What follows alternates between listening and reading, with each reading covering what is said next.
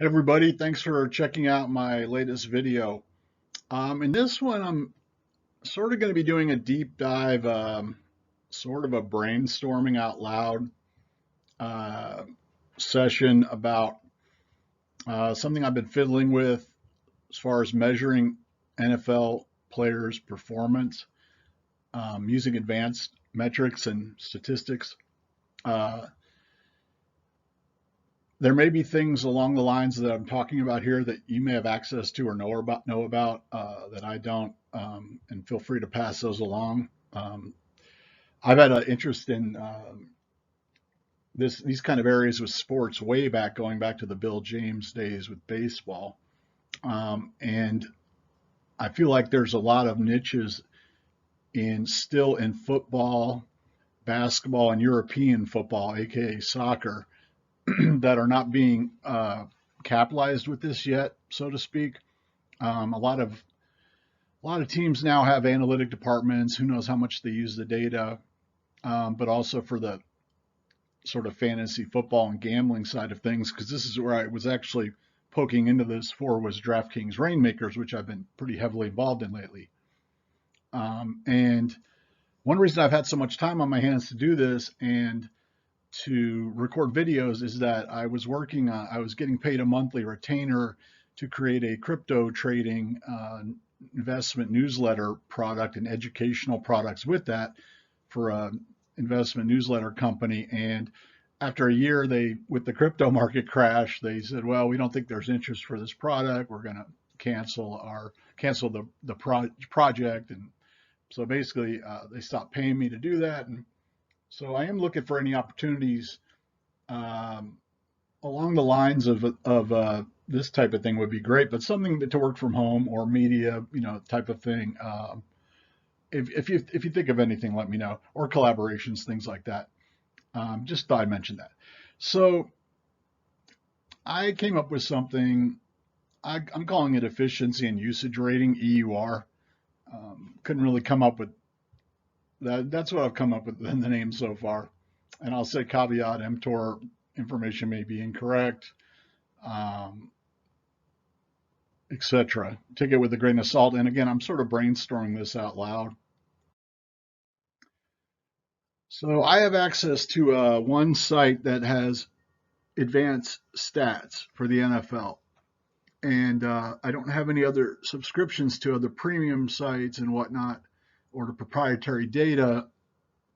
So if you do have access to that and want to share with me other information sources, let me know.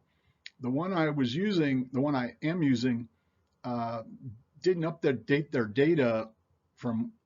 They did it after week 1, but they didn't do it again until after week 3, and I was waiting on that. And then they did finally, I think today, do it.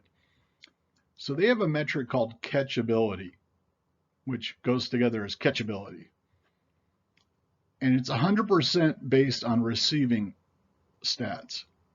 It's basically, from what I can tell, it's percentile based, and it gives a third weighting each to yards after catch per catch versus expected, catch rate versus expected, and average depth of target, which they give a plus minus to.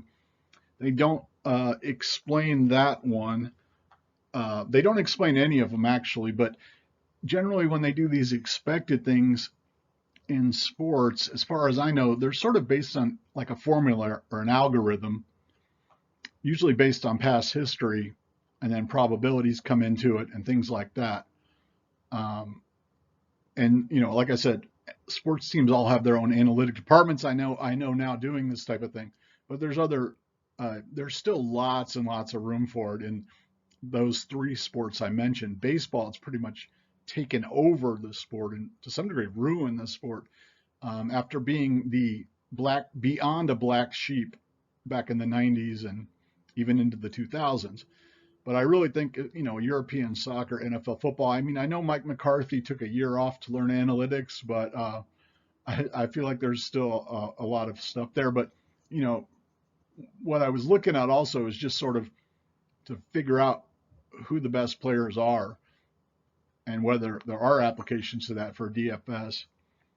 fantasy football in general, gambling, things like that.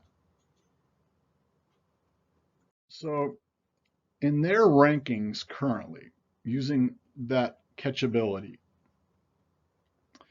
they do it for 10 catches minimum. So any NFL players that have 10 catches minimum through week 3, this is their top 20 ranking. Aguilar, Reynolds, Kelsey, Boyd, McLaurin, Hollins, Andrews, Smith, Waller, Edwards, Hilaire, Skowronek, Schuster, Hines, Waddle, Sutton, Olave, I believe it's Olave, Brown, Kupp, Osborne, and Barkley. So a few running backs on there, a few tight ends. But I was looking at it and I was sort of wanting something that incorporated, because really was focusing on the PPR aspect and wanted to incorporate the rushing more. And also when I looked at it, I said, well, I know Aguilar had a good game. Now, I just bear in mind while I'm doing these, recording this from a slideshow, I can't actually pull up other data through the method I'm recording this in. So I can't quote you some of the data I would like to, or stats. But I started feeling that, because then they have another part of their site where they sort of have a data dump of all their stats, except for a couple key ones. But I was looking at this going, well, I want to see something, what I can do with this. So I came up with this one. So I came up with calling it the efficiency and usage rating EUR. It's based on advanced stats.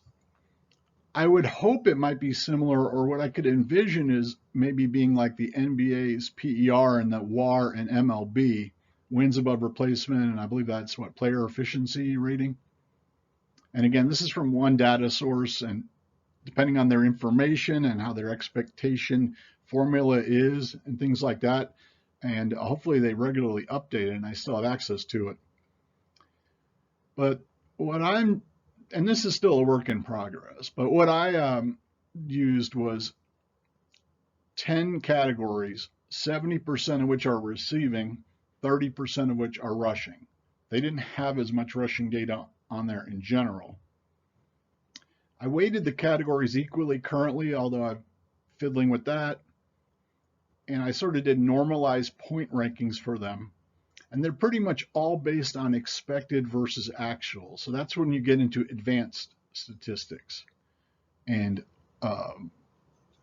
stuff that's not, it's not in the base statistics, and it's stuff that is sort of based on computer analysis. So for receiving, the categories I'm using are targets, expected catches. So all the ones that say expected are versus actual. Depth of target, which they have an analytical version of that, but it's not on the data dump part. So this is just depth of target. Expected catch rate, expected receiving yards, expected receiving touchdowns, and yards after catch per catch. And again, that's one that's not based on the expected, it's just using the actual. For rushing, I used carries, expected rush yards, and expected rush TDs. So as far as some of the actual results it's generating right now as of the completion of week 3 NFL stats, and of course, it's a fairly small sample size, but the NFL in itself is a pretty small sample size, considering it's a 17-game season. So I used 10. They must have 10 targets plus carries minimum. So that allows running backs into it. And that actually, there were 180 qualifiers currently in the NFL. And instead of a top 20, I sort of saw a top 23. So it could, with the way the numbers came in, so it sort of fit together as tiers.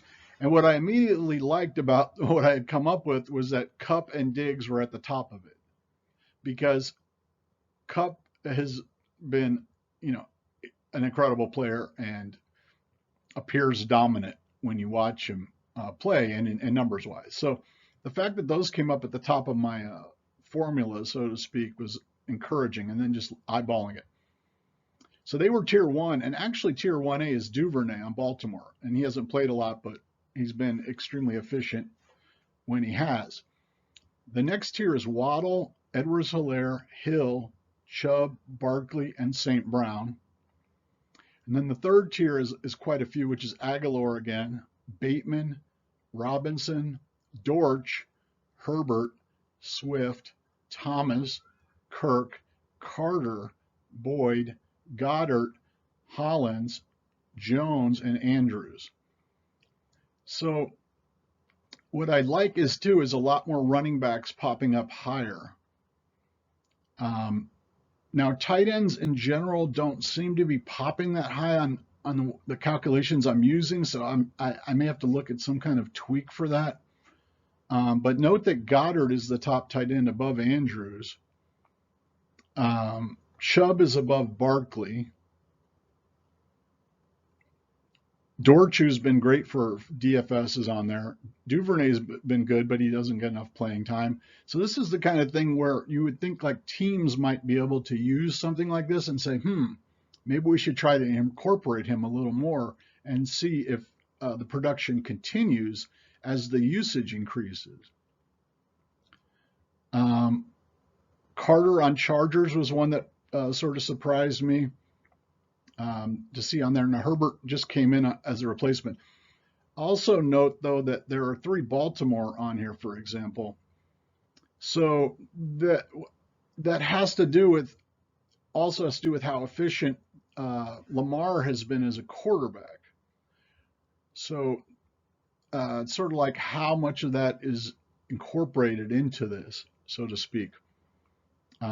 But then other efficient quarterbacks, there aren't that many other multiples on here of teams on the very, very tip top. So breaking it down a little further, just to show you the top 20 wide receivers themselves: Kupp, Diggs, Duvernay, Waddle, Hill, St. Brown, Aguilar, Bateman, Dortch, Thomas, Kirk, Carter, Boyd, Hollins, Evans, Cooper, Gage, Lockett, Dobbs, and Smith.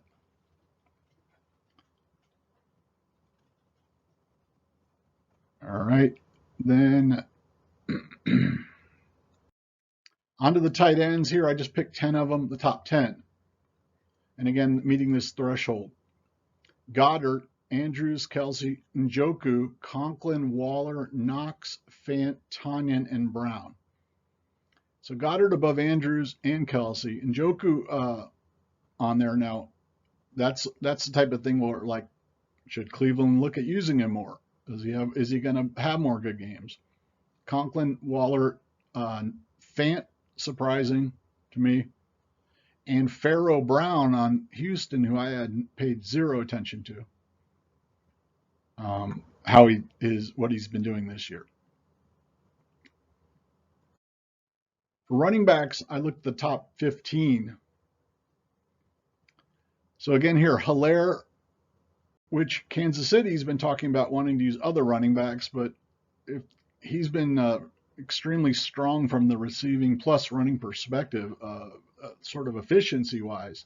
So that may not be the smartest thing. Chubb, Barkley, Robinson, Herbert, Swift, Jones, Patterson, Williams, so 2 Detroit on there. Bolden, who I had not paid attention to either. And in Rainmakers, I did get his, I think, prize card the other day. Pirine on the Bengals, who, as a Bengals fan, not real happy with his Super Bowl game last year, but he's actually been good. Eckler, Sanders, Wilson, subbing in for the 49ers, and Hunt. So Cleveland also has 2 on there, both Chubb and Hunt, which everybody sort of who's a football fan and a fantasy person knows they're both good. But the numbers are even backing it up this year.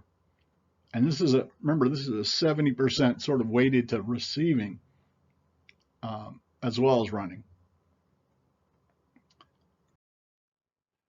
There are some non-qualifiers because of the 10 threshold I used that if they continue at this pace, they will be in the top tier for their position, or top tier overall. So these are ones that haven't been used that much. Now, there's also players who haven't played that much, bigger name players, such as Godwin, Julio, Keenan Allen, actually, who did make this. There were a couple, Kittle, and a couple others that really didn't qualify for the list. But I believe you pronounce it, what is it, Zacchaeus on Atlanta, Smith on New Orleans. So here we're getting into some names that I really wasn't that familiar with some of them. Allen, Watkins, and Cobb both on Green Bay. Oh, Lazard's another one who didn't qualify yet either. Bourne on New England, and Hodge on Atlanta. So a couple of Atlanta guys. As far as tight ends, Disley, but Fant was also on the other list. Gesicki, Taysom Hill, who may get some quarterback time this year. Who knows? He's already gotten running back time. And Bellinger on the Giants. As far as running backs, the only run really was Hilliard on Tennessee. I think he got banged up. Not sure.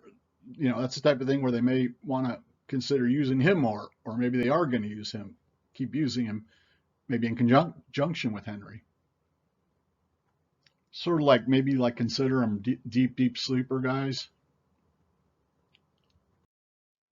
Now, the bottom of the list of qualifiers, I picked out the big names. Now, you could say there could be regression to the mean in all of this. That sort of needs to be studied. Maybe the top guys will come back to the mean and the bottom guys will come up. However, thus far, it's I would say points more towards the other way.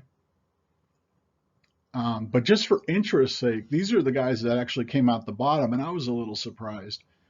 Cooks, Mixon, CeeDee Lamb, DJ Moore, Devontae Adams, Kamara, Javonte Williams, Johnson, Hawkinson, Ertz, Elliott, Pitts, Connor, Metcalf, Dillon, Chase, Fournette, and Taylor. So like the worst, the lowest here.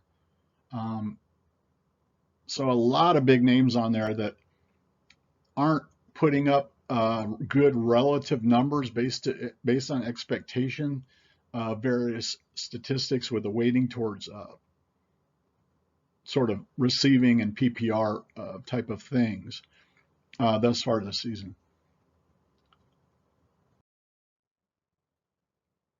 So this metric, you know, I want to update it each week as long as I find it useful and interesting. But you know, I was sort of like trying to think of what areas of usage it could have.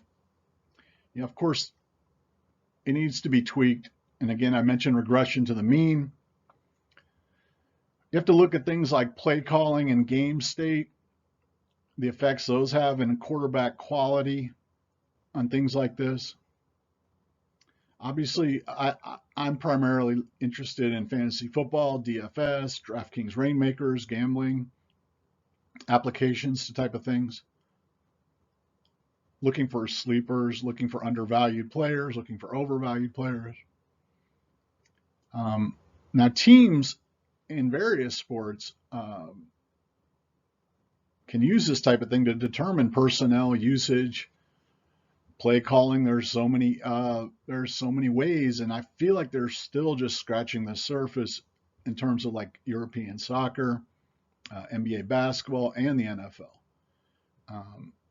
I know, and you know, they have guys producing this data in house, and how much I wish I had. To some degree, I wish I had really pursued that, because I was in London, England, and various places when I was a trader in the stock markets. I wish I had sort of pursued that further into trying to get my foot in the door there with that kind of thing. But now I'm really just kind of doing work from home stuff in general. And of course, media, content, and articles. And, you know, looking into, is there a similarity to PER in the NBA and maybe WAR in the MLB with this type of analysis. So just to pass on my thoughts and some brainstorming, if you have any, ideas on it, I mean, honestly, I may lose interest in it. It's hard to say. Sometimes I jump around from things. But if you're interested, you can contact me on things like collaboration, development, commentary, data tracking for me, content creation, any business opportunities. And I want to thank you for listening, subscribing, liking, and commenting. And there was my little sad thing that my crypto trading newsletter business venture has fallen through. So I'm not getting a monthly cash retainer from them anymore. I thought they were going to give it another year, but they didn't. So that's it, guys. Thanks for checking this one out. I'll try to put out some more stuff regarding Rainmakers specifically for this weekend's games, and maybe bargain. I don't think I did the wide receiver and tight end bargains in the marketplace. And I was going to show you some of my buys and sells as well, recent ones. All right. Have a good one. Thanks for tuning in.